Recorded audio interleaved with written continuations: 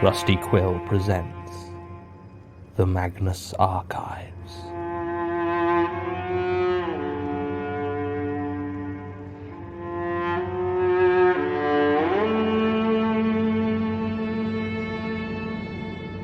Episode 28, Skintight.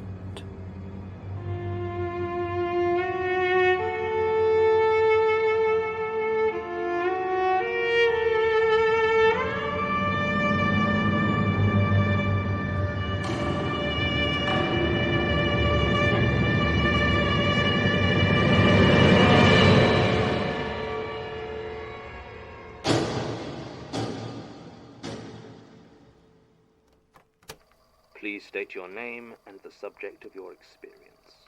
Into that? You're joking. I can assure you this will record just fine. I knew you guys were a bit slapdash, but this is absurd. No doubt you're used to a higher caliber of equipment when pretending to see ghosts in old churchyards and mental institutions. People like a show. People like our show. And even if we do ham it up a bit, even if we do add a bit of sparkle, we're still more respected and evidence-based paranormal investigators than you and your lot. We are not paranormal investigators.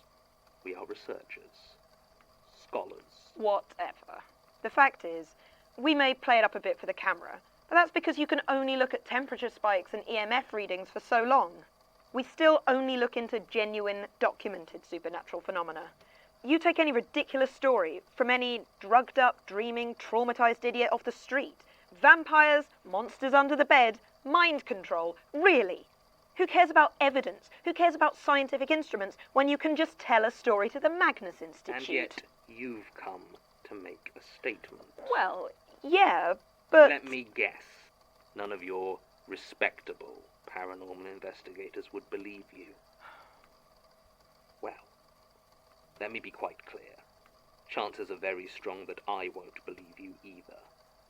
But we will take your statement, and we will look into it for you. Now, please state your name and the subject of your experience. My name is Melanie King. I've got a YouTube channel called Ghost Hunt UK. And your statement is regarding... What I saw at the abandoned Cambridge Military Hospital when we were filming there in January 2015. Recording date 17th April 2016. Hold on. The Cambridge Military Hospital. I was under the impression the hauntings there were very well documented. Why would none of your respectable colleagues believe you? I would have thought it would be right up their alley. Because what I saw had nothing to do with the hospital itself. At least I don't think it did. Go on. Well, we'd been angling to film there for months. The show is pretty standard stuff. We head to the location after dark, we explore a bit, we set up the equipment, and then, of course, we spend some time afterwards analysing the data, and... Seeing ghosts? Well, yeah, you know what? Sometimes, sure, we do. We get evidence. Anyway, we'd been angling to go into the CMH for months, but I couldn't get permission. Apparently there's asbestos in the walls. It makes it too much of a health and safety hazard. It was due to be pulled down and turned into housing development in June, though, so we were on a bit of a deadline. Luckily, we're an independent show. I don't have anyone breathing down my neck or checking my legals about this sort of thing, and it wouldn't be the first time that we were going to do something... Illegal? Unorthodox. And hey, the worst that we've ever got before was a fine. So we figured it wasn't going to be too much of a problem. The team going in was meant to be me, my co-host Andy... Full names, please. My co-host Andy Kane, as well as Peter Warhol on sound, and Antonia Farron. Tony is doing the camera work. Thing is, Pete got cold feet a few days before we were due to head out. Apparently he just wasn't comfortable with the possibility of asbestos. I guess I can understand, but it meant we were down a sound guy, so I put out feelers to see if anyone had any contacts who could step in. Well, Georgie Barker, who hosts the What the Ghost podcast, knew someone. She'd said she'd done a few location episodes of WTG with a sound engineer by the name of Sarah Baldwin, and could vouch for her reliability, although Georgie warned she was a little bit unsocial. I reckoned we didn't need her talkative as long as she knew her stuff, so I gave Sarah a call. She agreed to help us out. I figured the episode was going to come out just fine. So the night of the 12th rolled around, and Tony came round to pick us up. She is the one with the van, so generally does the driving. Me and Andy live together, so the three of us headed over to pick up Sarah. Her address was listed as in Sydenham, down in South London. But when we pulled up, the building seemed dark. I don't think it was abandoned or anything like that, but it certainly didn't seem like anyone was home. Andy hopped out and buzzed her number on the doorbell, and after a minute of waiting there was no reply. We were all just getting a little bit antsy, because if we don't have a sound tech, we don't have a show. So I gave Sarah a ring, and it went straight through to voicemail. I was just about ready to scream in frustration, but almost as soon as I put the phone down, I got a call from an unknown number. I answered it, and immediately I heard her voice, asking if we were outside. I said yeah, and she ended the call immediately. We all watched the door, but another 2 minutes passed, and still no one came out. And then out of nowhere, we heard a knock on the back of the van. I hopped out, and standing there was Sarah. She was short, really short, with dark brown hair cropped close.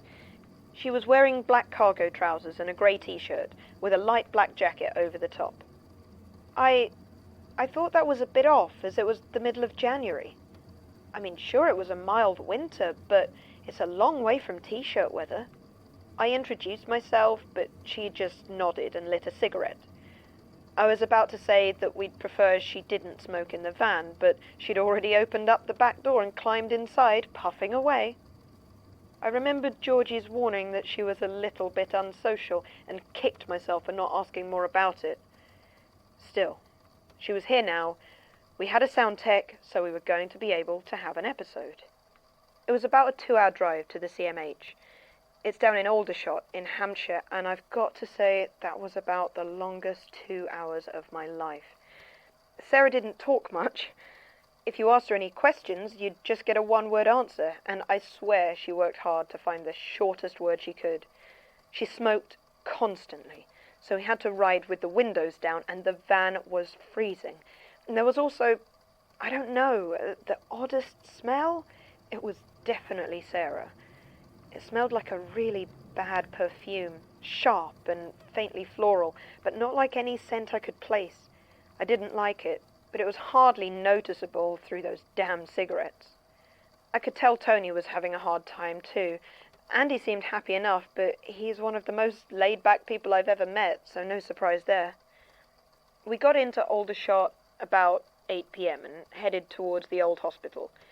It took a bit of finding, but eventually we saw it standing there, dark and silent against the night sky. It's a pretty imposing building, a sharp-tipped clock tower above the main hall. We parked a little way away, just in case there was security that might have stumbled across the van, and walked towards it. As we got closer, I noticed that Sarah was hanging back. I asked her if she was okay, and she just looked at me and said, "You didn't tell me about this place." There was real anger in that voice.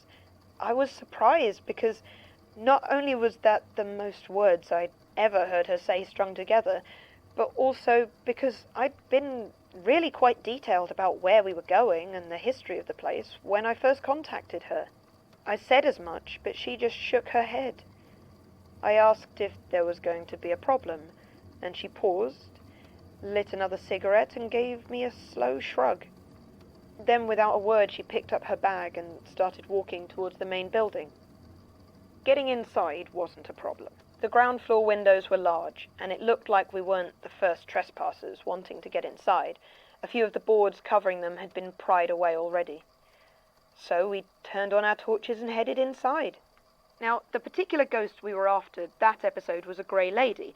There are grey ladies everywhere. I mean, it's not like it's an official ghost classification, but if you find somewhere haunted in England, there's a good chance that one or more of the ghosts will be called the Grey Lady. Old hospitals, asylums, orphanages, they're usually believed to be the ghost of a nurse or something. Anywhere that women had a duty. And the Cambridge Military Hospital was no exception to that. Various old tales of soldiers being visited by an apparition in the night while recuperating on the ward. A few members of the public, as it was opened up to the civilian population after the Second World War. They are generally benign encounters, even kind. So we were arguing about whether to try and angle the episode for spookiness or try and build up a more emotional tale. Eventually, we decided to shoot both sorts for the storytelling and investigation, and then see what happened in terms of phenomena, so we could intercut as appropriate. Throughout all of this discussion, Sarah was totally silent. She was chain-smoking, casting her torch around slowly and deliberately, as if she was looking for something, and we were constantly having to adjust our shots to avoid her clouds of smoke interfering with the filming. I tried to ignore her, but to be honest, she was freaking me out a lot more than the place itself. So we started wandering around, recounting the history of the place to camera. We made sure to film any bits of the building that might be creepy enough twice, once with low light in the cold, stark torchlight, then switching out for the warmer bulbs, in case we wanted to use the footage for a tragedy angle. The builders had clearly been in already and marked various areas with spray paint. It was a bit disconcerting, as the shade of red they had used kept making me think that they were blood splashes. So I was leaning towards the creepy old hospital angle. There was also the normal, actual graffiti, of course, mostly the standard collection of tags and names, but there was one that stood out. It was in what had eventually become the children's ward. Over a mural of Winnie the Pooh, someone had scrawled in black spray paint the words, "Silk will not stitch the butcher's meat." So, yeah, by the end we'd pretty much settled on going for the spooky angle. We hadn't had any encounters, though, so once we got the main footage we needed, we headed into the main ward, now a huge empty room, with only the metal skeleton of curtain runners around the top. We set up the detection equipment, and bedded down for the night. Each of us had a watch, so as to make sure that someone was awake for any contact. I was hesitant to give Sarah a shift, as she'd been acting so strangely the entire time, but when she volunteered for the 2 a.m. to 4 a.m. shift, no one wants that one, I couldn't really say no. I was on the shift before, and there didn't seem anything much to report. A slight drop in temperature around 1 in the morning, which I filmed, even though in the end we decided not to use that footage. When 2 a.m. rolled around, I walked over to where Sarah lay sleeping. She hadn't been smoking for a while, of course, and that weird floral perfume of hers was stronger than ever. I reached out to touch her on the shoulder and wake her up when she rolled over and looked right at me. There was no sign of fatigue in her eyes, and I couldn't help but wonder if she'd been asleep at all, or maybe just lying very, very still. I tried not to think about it as I crawled into my sleeping bag on the cold hospital floor, and the last thing I heard before I drifted off was the click of Sarah Baldwin's lighter. I woke up about an hour later. I don't know what woke me, but the others were all still asleep. I realized that I couldn't smell cigarettes, and looking around, it appeared Sarah had wandered off. It was almost pitch dark, with only a small amount of moonlight creeping in through the boarded windows. I turned on a torch and checked the readings. There were no spikes in EMF, but it looked like the temperature had dropped sharply about 10 minutes before. I waited for another 5 minutes, but when Sarah still hadn't returned, I started to get a bit worried. I should have woken the others, but if it turned out she'd just gone to the bathroom, I didn't want to embarrass her in front of everyone. In that case, she should have got one of us up to take over watching anyway, but she'd hardly been the most professional while she was working with us, so it wouldn't have surprised me if she hadn't. After another 5 minutes, I decided to go look for her.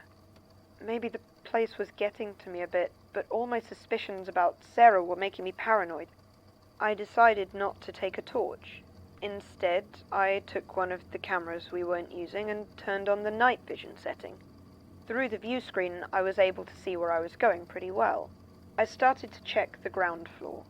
The night vision cast everything into stark shapes, and every time I turned the corner, it seemed like there was something there, just beyond the range of the camera. I couldn't see or hear anything, but it was just there. I could feel it.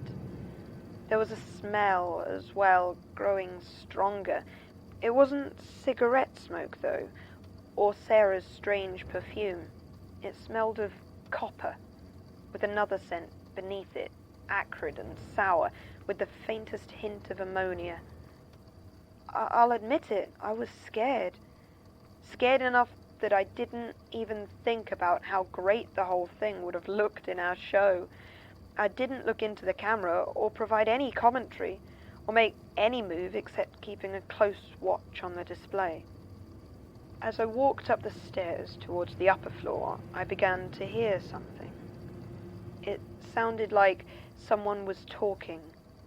It was low, quick and desperate, with an edge to it that sounded almost like pleading. It was coming from one of the smaller patient rooms off to the side. I slowly crept towards it, feeling absurd about how terrified I was about being seen. I reached the door and, using the camera, I peered inside.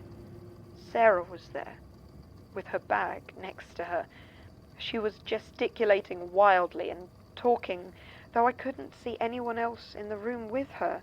I couldn't make out most of it, though I heard the words trespass and unintended several times, and whispered apologies. I was almost about to call out to her when she suddenly stood bolt upright. It was like she was struggling to breathe. Then I heard an impact, and Sarah seemed to be flung across the room by a heavy blow. She hit the wall hard, and I heard a crack as she slumped down, a smear of blood left on the wall. I froze. I didn't know what to do. Part of me wanted to run over and see if she was all right, but I just couldn't bring myself to move. After a second or two, Sarah stirred.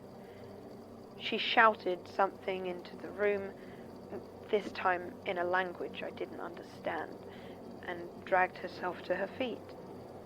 She removed her jacket, and I saw that there was something very wrong with her left arm. Bits of it seemed to be hanging off where it had hit the wall. She gripped it with her right hand and, well, this is where my colleagues would laugh me out of the industry. She peeled off the skin of her left arm, as if she was taking off a glove. I saw it stretch and come away from whatever was beneath. In the camera's small view screen, I couldn't see what was there, what was underneath, but it was dark and shiny.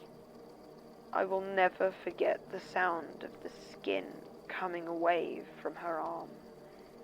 Once she had taken it off, she stretched it and then slipped it back over her hand, pulling it until it was tight. She reached into her bag and, from beneath the packets of cigarettes, she pulled out a staple gun. Around the edges of the skin, where it met the rest of her, she slowly and deliberately stapled the skin down. I don't know why that was the point I ran. I could have left at any time before that, but for some reason that was the thing that broke me, and I hurried back to the others as quietly as I could. Sarah returned about 15 minutes later and didn't seem to suspect she'd been observed. I lay awake the rest of that night, smelling her cigarette smoke and the traces of her odd floral perfume. I never asked her about it. I never brought it up with the others.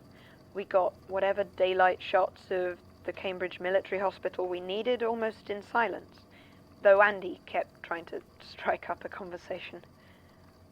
The journey back was no better. I kept trying to get a look at Sarah's arm, but her jacket sleeves covered them completely. We dropped her off in Sydenham, and I never saw her again. In the end, it was actually Tony that asked we not work with Sarah Baldwin again. Apparently she'd gotten weird vibes and didn't feel comfortable around her. I agreed, though I didn't share my reasons. The episode came out okay in the end, though I didn't include anything about what I saw that night. Interesting. You say you recorded video of the event? Yeah, I've given your guys a copy, but watching it back, the recording is so distorted that you can't really make anything out. And you're sure you weren't dreaming? Are you serious? I just had to check every possibility. Obviously, working in your field, you must have quite a powerful imagination. Great. I should have known this was a complete waste of my time. Probably. The only corroborating evidence you have is so badly corrupted as to become almost unusable. But we will do what investigation we can. Well, thank you so much. We'll be in touch if we need anything else. Statement ends. As I mentioned to Ms. King, there is little in this statement by way of information we can follow up. Cambridge Military Hospital is currently in the process of being turned into a housing development, so there is not much to be done in that regard. There are records of a grey lady ghost appearing in the past, specifically in the form of a nurse, though none of them come even close to matching this statement in terms of manifestation. We were unable to track down Sarah Baldwin. The address Ms. King provided in Sydenham has not been occupied for the last 6 months and does not list her as a previous tenant. We contacted Georgina Barker, who confirmed that she had worked with Baldwin on 2 episodes of her What the Ghost podcast, having previously met her at a networking event. She knew nothing about her personal life and has not seen her since the last episode they worked on. Neither the phone number or email address received any answer or reply. Still, where do I know the name Sarah Baldwin from? If I have the time, I might go back over some earlier files, see what I can find. The footage Ms. King provided was just as corrupted as she said, being virtually unwatchable, just static and distortion. There's only 1 or 2 frames where the quality is sufficient that anything can be made out. It appears to be an empty hospital room, as described. The only point where it differs from Ms. King's story is that there appear to be 2 figures in the shot, rather than just the one. The first seems to be kneeling and matches the description of Sarah Baldwin. The other figure is much taller, and appears to be pointing, though no features can be made out. It does not appear to be touching the ground. Recording ends.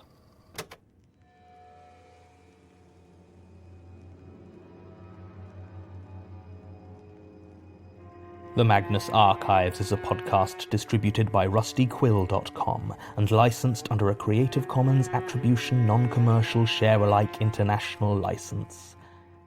Today's episode was written and performed by Jonathan Sims. It was produced by Alexander J. Newell, Mike LeBeau, and Murray Porter, and directed by Alexander J. Newell. To comment on episodes, make donations, and view links, images, videos, and show notes, visit rustyquill.com. Rate and review us on iTunes, visit us on Facebook, tweet us on Twitter @The Rusty Quill, or email us at mail@rustyquill.com.